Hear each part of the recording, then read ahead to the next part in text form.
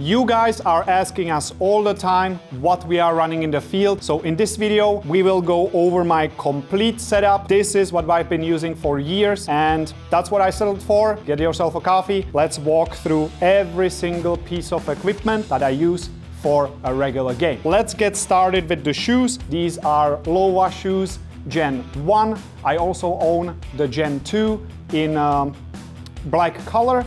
And I absolutely love these shoes. If you want to know more about these, please go to the Norwich website. I talk extensively about that topic because I am very passionate about these shoes. All right, let's leave it at that. Moving on. Pants. I chose to use the Kreuzhütte camouflage because this is our own proprietary camouflage. It is non-political. It's not associated with, any major force in the world. This is pure Airsoft. That's why I like it. In the future, I might consider exchanging this color, but for now, I think it fits well. So I run dual camouflage, gives it a little bit of contrast. I use the knee pads because it is just integrated. It's not going anywhere. I used to use the, ones that go over it and they are like extra separate piece. The higher quality ones, Alta Tactical, they are really good, but they are also very expensive. So this is probably the more cost-efficient way to get yourself knee protection. And it is very important. In Airsoft, we kneel down a lot. We do a lot of things on our knees. The barricade is a little bit too low. You absolutely need knee protection, and this is a good option. Now moving on onto the belt. I don't run battle belt most of the time these days because I switched to plate carrier. More on that a little bit later. And I am using a sturdy shooter's belt with a proper buckle simply to just hold the pants and to hold my pistol.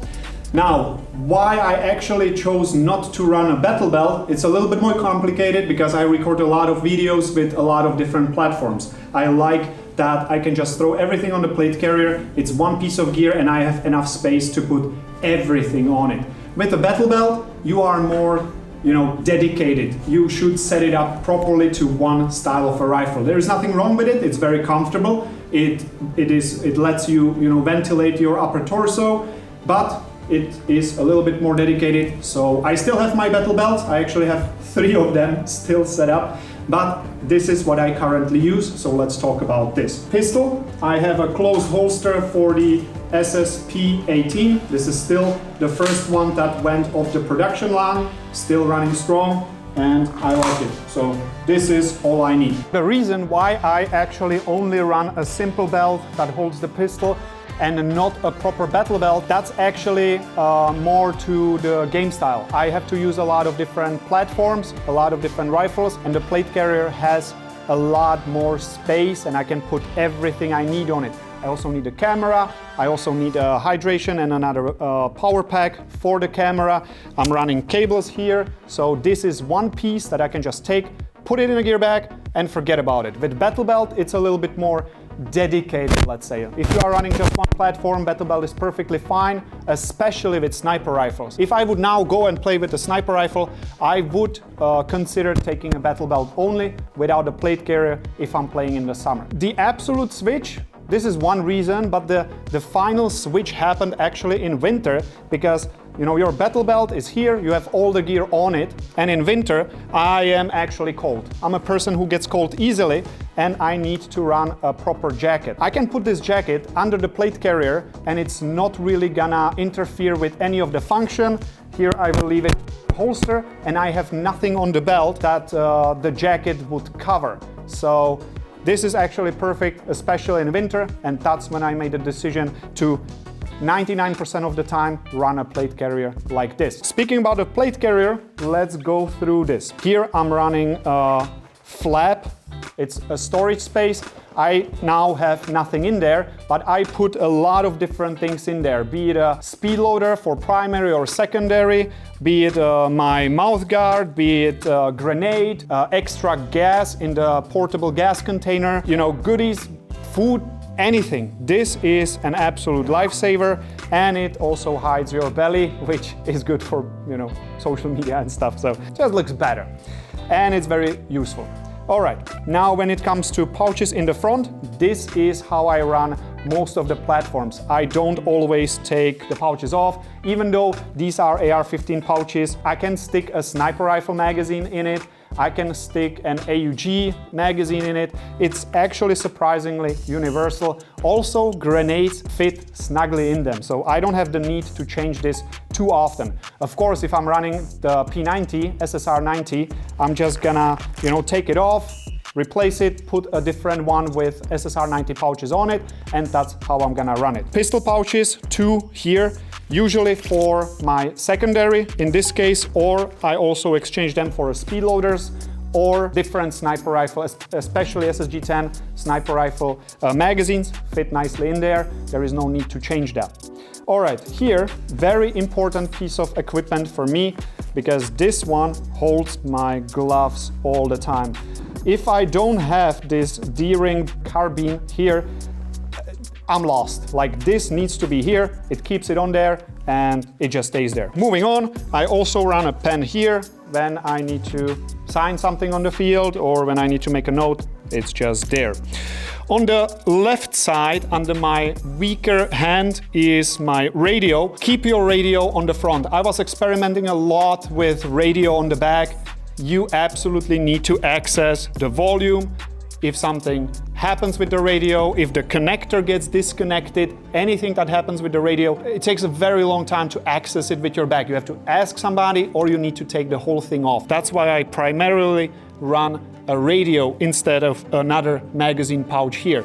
Communication for me with my team is important. The cable is routed on the bag and it goes right here into the PTT button. So this is where I activate my communication, and then it runs here into the headset and it's held in place by this shoulder strap on the plate carrier itself. Now, when we look at the other 2 pouches, those are very universal. Those are the long SMG pouches you can find at novridge.com, because I want them to be universal, long to fit speed loaders, short magazines for pistols, SSR 9 magazine that is longer, different types of magazines. So I have 2 of these here, and that's pretty much it. Now, moving on to this side, I have an AR-15 magazine pouch in there. Now you could argue, this is the wrong side. You hold your rifle, you cannot get in there. This is an extra pouch that holds an extra magazine. I don't primarily need to access it, but it's there in case I need it. When I have a little bit of time and the opportunity to do so, I can reorganize my magazines and then I can access the full one with my left hand. Here is a very hardly accessible pouch that has a speed loader, and I use that as the last resort BB storage. As you can see, it is not the easiest thing to put it in there, but it's there in case I ever need it. Now, moving on to the back, I have a hydration pouch in there, which ends here. In case I need water, I can just drink from it, and that's how I run it. That's it, simple as that. On top, you can also see that there is a power bank for the shoulder camera. Now, this piece of kit, the stuff that's holding the shoulder camera, is sewn into it so it doesn't wobble too much. If it wouldn't be, hard mounted, it would just flap around a little bit too much. This is the Hero Session 5. It is a great camera. It's super old, but it still works. It's a small form factor and it's a good one. Here on the shoulder, you can see that I have my dead rack in case I need to mark myself as being dead. It's right there. I can put it on my head and it stays there. It's attached via Velcro. You can also rip it off if that's needed. It just lives here and I use it all the time. When it comes to a sling, I choose the sling depending on the platform. This is the most universal one. It's a simple hook, but any sling that works with your rifle or rifles will do. This is nothing specific. I don't particularly, prefer this one over the others. It's just what is universal and what kind of works for me. Now, obviously, the plate carrier, it's the one from novridge.com. That's what we came up with, our design. And what I like about it is that it's ventilated. Unlike other plate carriers on the market, this one comes with holes in it, so it keeps you a little bit more cool than typical traditional real steel plate carriers. In Airsoft, there is no need for real plates, so this is what I'm running. It's also super lightweight. When it comes to mouth protection or face protection, I don't run any face protection because that's just not who I am. You should run a face protection because it's just safer. You don't get marks on your cheeks. What I run is a simple mouth guard, just put it on my front teeth. When you are in the game, 99% of the time, only your upper teeth are exposed to BBs. Lower teeth, they are always covered with your lips, so only the top is needed. That's how I choose to run it. The decision is yours. Before we jump to the helmet and communication, this is a regular combat shirt with Kreuzauto camouflage, so it matches the pants. Again, non-political, that's how I like it. If it's very hot in the summer, I'm gonna use instructor t-shirt, like the one that is from Claw Gear, for example. Just a t-shirt because I just want to be comfortable, not die in the heat. I don't mind a couple of BBs on my arm. And again, like I mentioned, in winter, I actually use like a soft shell jacket. I just take everything off, I put extra layers on, and the plate carrier will go on top of it, not interfering with anything else. When we move on to the headset, this is the Bowman style headset, and right now I have the microphone. For many years I've been running a throat mic actually that goes here, but those are kind of hard to get, and the original one, after many years of service, it actually gave up on me and it broke, no longer works. We are currently trying to get throat mics in the Noveridge.com shop. Hopefully we will have them soon and I will switch back to a throat mic, because when I switch shoulders, this interferes with the stock sometimes. Not my preferred option, but it already comes with the headset, so nothing wrong with it. I just have preference for throat mics. Now, why do I actually like this Bowman rather than the more expensive options?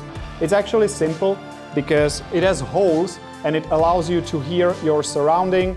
It doesn't completely cover your ear, and generally speaking, I don't really need hearing protection, because in most fields where we play on a regular basis, pyro or super loud grenades are generally not allowed. But if you need ear protection, this is not the best solution because it actually allows you to hear a lot. So, you know, depends what you need. Moving on to the helmet.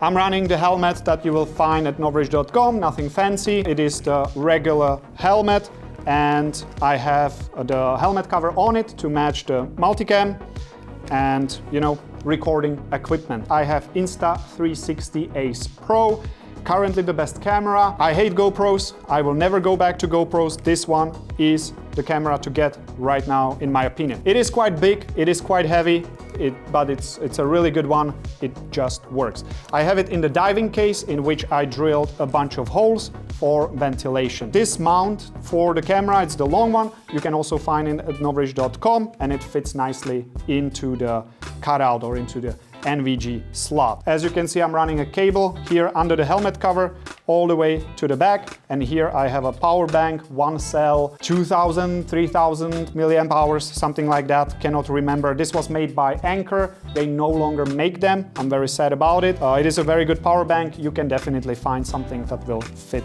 the bill. Other than that, nothing too special about my helmet setup. Now, when it comes to eye protection, these are the ESS Ice glasses, ballistic glasses. Unfortunately, we are no longer selling them because they are super hard to get to stock. You know, they are just out of stock everywhere. We cannot get them. So we are switching to something else.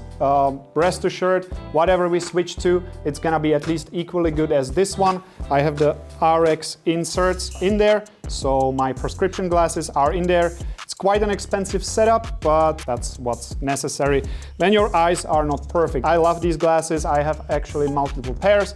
Like I said, hard to keep in stock. We are switching to something else. All right, that pretty much wraps it up. This is how I go. This is exactly how I go to airsoft games, especially the past year. And I've been basically perfecting this since I started, which is 15 years ago. This is what I end up with. And yeah, works for me, especially when I need to keep it universal. Again, I used to run battle belts, there's nothing wrong with them, especially if you have the Velcro in the pants and then you put it on. It doesn't turn around like the older battle belts that I used to use, but this is just way more universal. One piece that I just take, put it somewhere, and everything is on it. That's how I prefer it. Let me know down in the comments what you think about my setup. And yeah, I hope it helped you. See you in the next one.